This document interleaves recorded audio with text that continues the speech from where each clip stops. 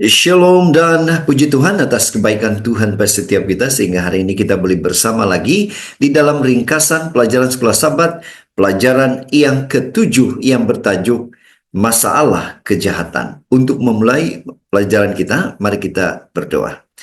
Bapa di surga, terima kasih atas kebaikan-Mu karena bersama dengan kami sementara kami mendengar dan mempelajari firman Tuhan melalui pelajaran sekolah Sabat. Di dalam nama Yesus kami berdoa. Amin.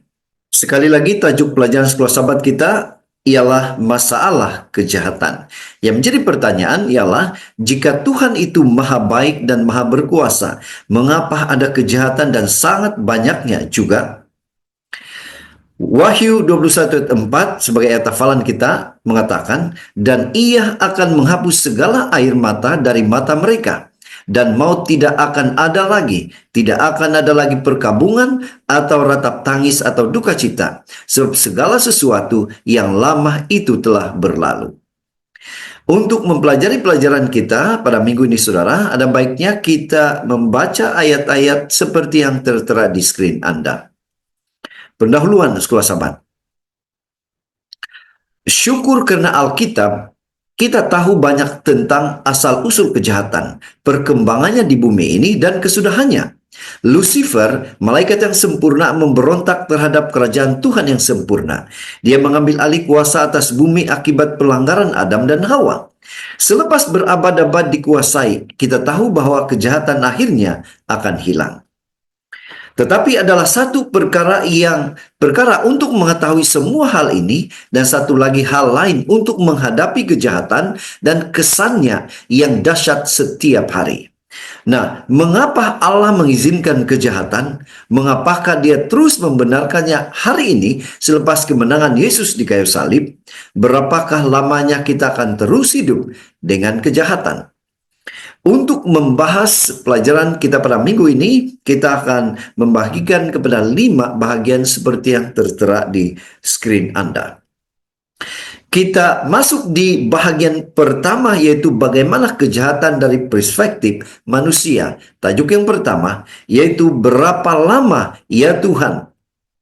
Yang menjadi pertanyaan untuk bahagian ini atau tajuk ini ialah, berapa lama lagi Tuhan izinkan kejahatan itu terjadi dalam hidup kita? Mazmur 35 ayat 17 mengatakan, sampai berapa lama Tuhan Engkau memandangi saja? Selamatkanlah jiwaku dari perusakan mereka, nyawaku dari singa-singa muda. Yeremia, perhatikan, pertama yang menjadi pertanyaan di sana ialah, Engkaulah yang benar ya Tuhan, apabila aku berbantah dengan Engkau, namun demikian aku ingin berbicara dengan Engkau tentang keadilan. Nah, mengapakah hidup orang fasik beruntung? Mengapakah semua orang yang berbuat khianat tenang saja? Yeremia 12 ayat 1. Jawabannya adalah, jika dalam perlumbaan lari dengan pejalan kaki sahaja engkau sudah kelelahan, bagaimanakah engkau dapat bertanding melawan kuda? Jika engkau mengharapkan negeri yang damai, apa yang akan kau lakukan di semak belukar sungai Yordan? Yeremia 12 ayat 5. Kemudian di tokoh yang kedua, Habakuk, yang menjadi pertanyaan, berapa lama lagi ya Tuhan harus aku berteriak meminta tolong, tetapi Engkau tidak mau mendengar? Adakah aku perlu menjerit keganasan kepadamu, namun Engkau tidak mau menyelamatkan? Habakuk 1 ayat 2. Jawabannya adalah, memang penglihatan itu masih menanti waktu penyataannya, tetapi akan segera menuju kesudahannya tanpa berdosa, kalaupun tampak seperti lambat. Tetapi nantikannya, karena pasti akan ternyata juga dan tidak akan berlengah. Habakuk 2 ayat 3. Tokoh seterusnya, Daud, yang menjadi pertanyaan, ya Tuhan, berapa lamakah Engkau akan melihat saja? Selamatkan aku daripada binasa di tangan mereka, dan nyawaku yang satu-satunya daripada mulut singa. Mazmur 35 ayat 17. Jawabannya, gembirakan hati sehingga bersorak girang mereka yang menyokong perjuanganku yang benar.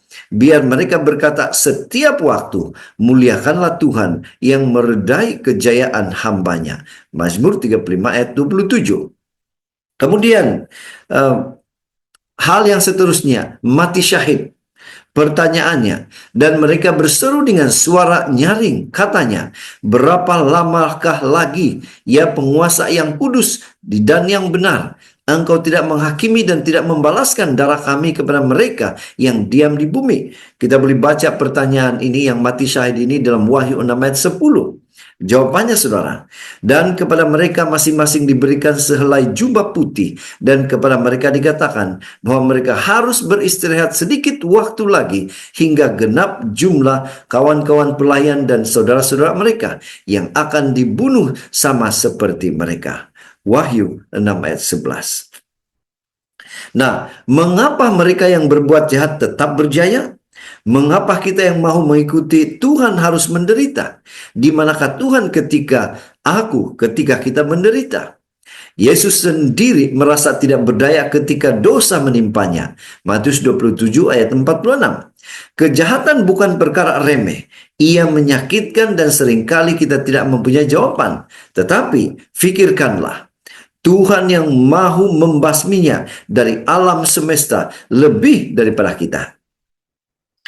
Di screen kita ada 3 pertanyaan yang kita boleh bahas di dalam kelas sahabat kita.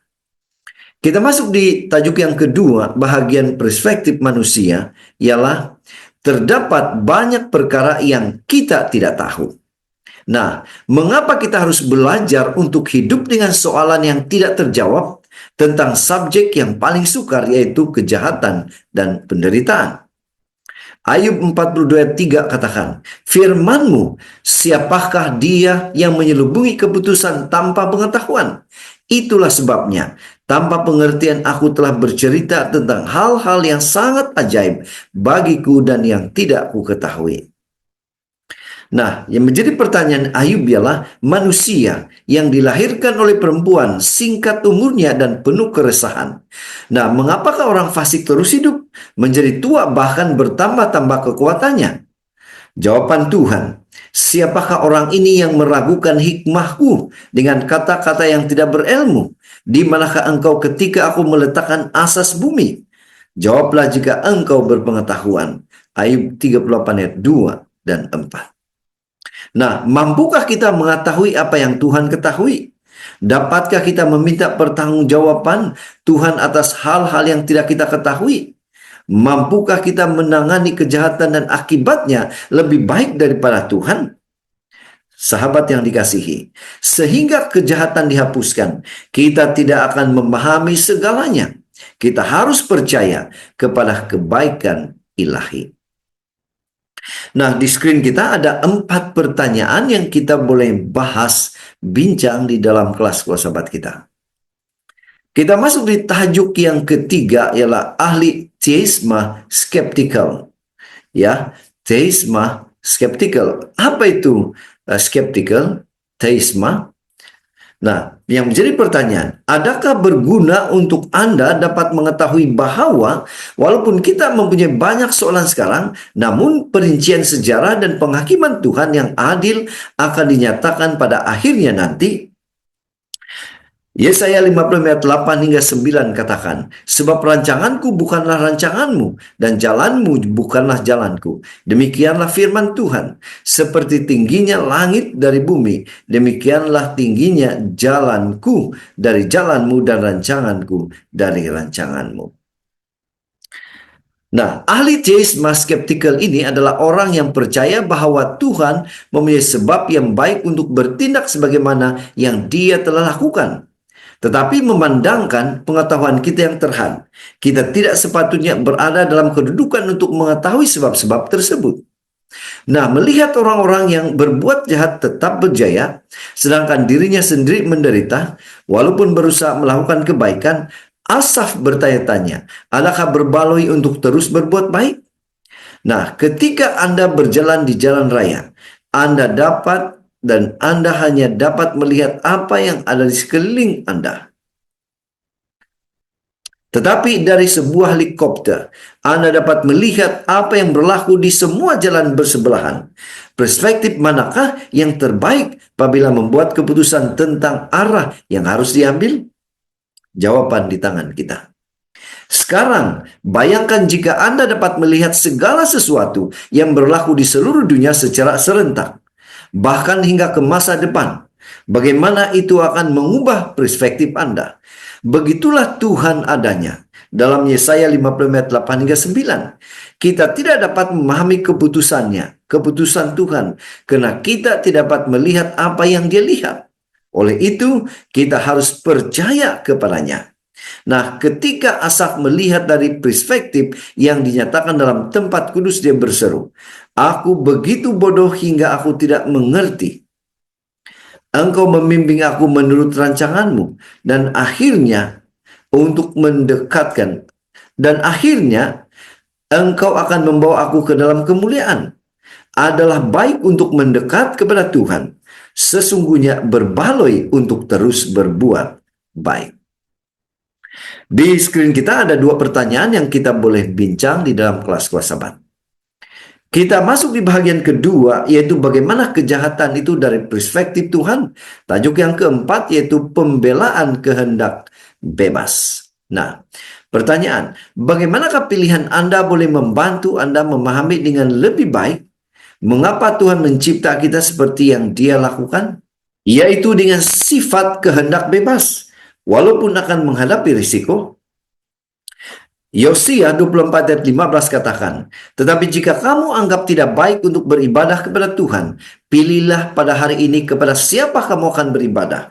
Allah yang kepadanya nenek moyangmu beribadah di seberang sungai Efrat, atau Allah orang Amori yang negerinya kamu diami ini.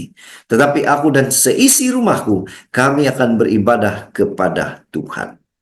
Nah, adakah Tuhan menciptakan kejahatan? Sudah tentu tidak. Tuhan adalah kasih, dan kejahatan adalah bertentangan dengan kasih.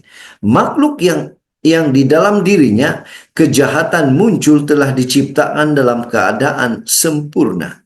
Tidak ada kejahatan di dalamnya. Tapi Lucifer seperti Adam dan Hawa memilih untuk berbuat jahat. Mereka memilih untuk tidak mempercayai Tuhan, meragui kasih-Nya dan tidak taat kepadanya. Jika Tuhan tidak memberikan kita kebebasan untuk memilih sama ada hendak taat kepadanya atau tidak, kejahatan tidak akan wujud.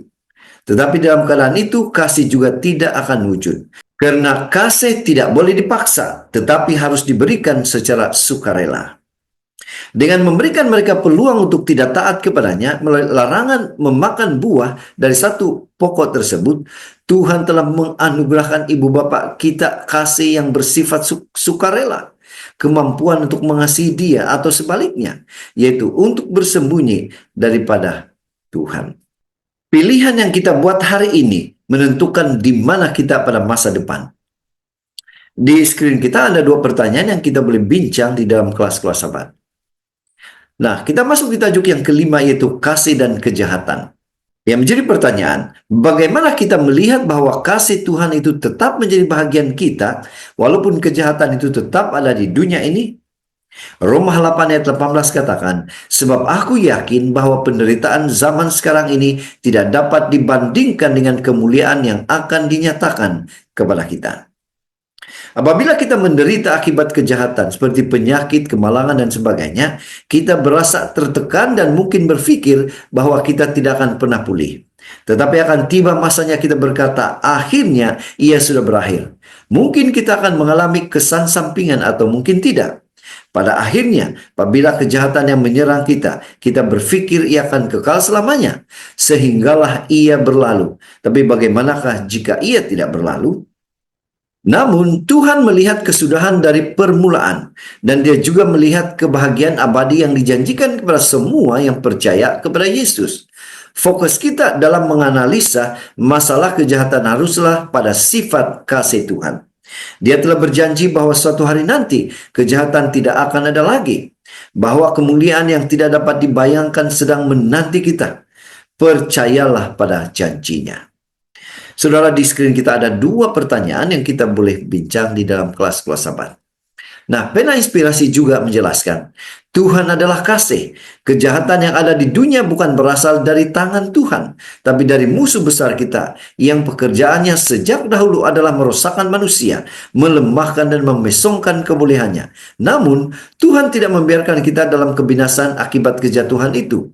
Kita adalah miliknya. Harta yang telah dibelinya. Keluarga manusia telah menelan harga yang tidak terhingga bagi Tuhan dan anaknya, Yesus Kristus.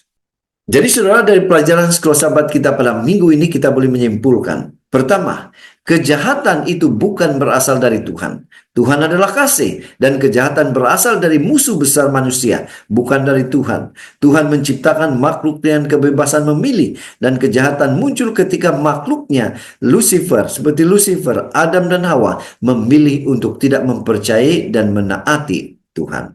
Kedua, perspektif Tuhan berbeza dengan manusia. Kita sering merasa kejahatan itu kekal, terutama ketika mengalami penderitaan. Namun, Tuhan melihat dari perspektif yang lebih luas dan mengetahui kesudahannya. Dia telah berjanji bahwa kejahatan akan berakhir dan kemuliaan kekal menanti mereka yang percaya kepadanya. Ketiga, keselamatan dalam Kristus adalah bukti kasih Tuhan. Tuhan tidak membiarkan manusia binasa akibat dosa. Sebaliknya, Dia membayar harga yang tidak ternilai melalui Yesus Kristus untuk menebus manusia. Kita adalah milik Tuhan, dan pilihan kita hari ini menentukan takdir atau di mana akan kita berada di masa depan. Jadi saudara, sekian saja ringkasan pelajaran sekolah sahabat kita pada minggu ini. Semoga ini bermanfaat, boleh membantu kita di dalam mempelajari pelajaran sekolah sahabat kita pada minggu ini. Tuhan memberkati kita. Kita berdoa. Bapa Syurgawi, terima kasih atas kebaikan-Mu. Memimpin, menjaga kami sehingga saat ini kami masih hidup. Kami boleh belajar pelajaran sekolah sahabat kami. Apapun yang kami sudah dengar dan pelajari itu akan menguatkan iman percaya kami lebih dekat kepada Tuhan. Terima kasih Bapa, Engkau sudah mendengar doa kami. Terima kasih karena Engkau membantu kami di dalam mempelajari pelajaran sekolah sahabat. Di dalam nama Yesus kami berdoa. Amin.